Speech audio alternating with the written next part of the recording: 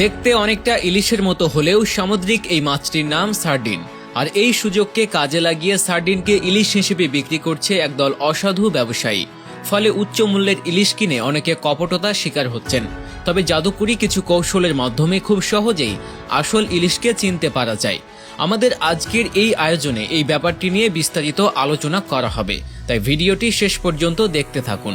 Sardine মাছ জেলেদের কাছে চন্দনা, জাতকে, টাকিয়া, চৈতনা, পানসা, খায়রা ও সাগর চাপিলা নামেই পরিচিত। কিন্তু শহরে এনে অসাধু ব্যবসায়ীরা সার্ডিন বা চন্দনা মাছকে ইলিশ মাছ বলে বিক্রি করে, কারণ ইলিশের তুলনায় সার্ডিনের দাম অনেক কম। চলুন তবে ইলিশ এবং সার্ডিন মাছের পার্থক্যগুলো জেনে নেওয়া যাক। সার্ডিনের দেহ পার্শ্বীয়ভাবে পুরো এবং পিঠের দিকে চেয়ে পেটের দিকে অপেক্ষাকৃত উত্তল ও চ্যাপ্টা।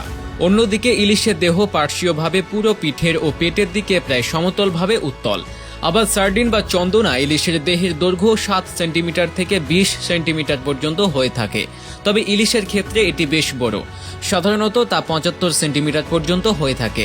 সার্ডিন মাছের মাথার আকৃতি ছোট এবং অগ্রভাগ ভোঁতা। ইলিশ মাছের আকৃতি লম্বাটে এবং অগ্রভাগ সূচালো। আবার সার্ডিনের পৃষ্ঠে ও পাখনার অগ্রভাগে এবং তুচ্ছ পাখনার কিনারা ঘোলাটে। ইলিশের পৃষ্ঠে ও পাখনার অগ্রভাগে এবং উচ্চ পাখনার কিনারা অনেকটা সাদাটে। সার্ডিনের চোখের আকৃতি তুলনামূলকভাবে বড়, তবে আসল ইলিশের চোখের আকৃতি তুলনামূলকভাবে ছোট। আবার সার্ডিনের পার্শ্ব রেখা বরাবর এক সারিতে আঁইশের সংখ্যা 40 থেকে 48টি।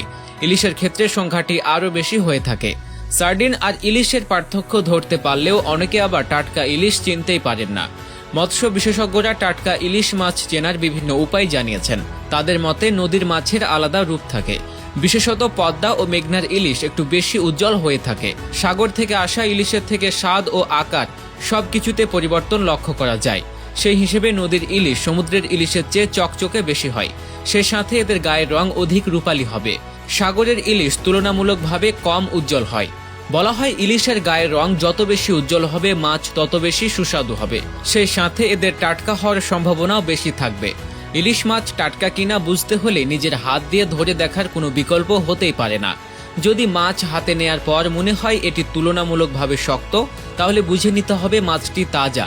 আর যদি দেখা যায় মাছটি ধরে দেখার সাথে সাথে এর মাথা বা লেজের দিক বেঁকে গেছে, তাহলে বুঝে নিতে হবে মাছটি পুরনো। আরও বেশ কিছু বিষয় খেয়াল রাখলে আপনি ধরতে পারবেন কোনটি টাটকা এবং কোনটি আগের ইলিশ মাছ।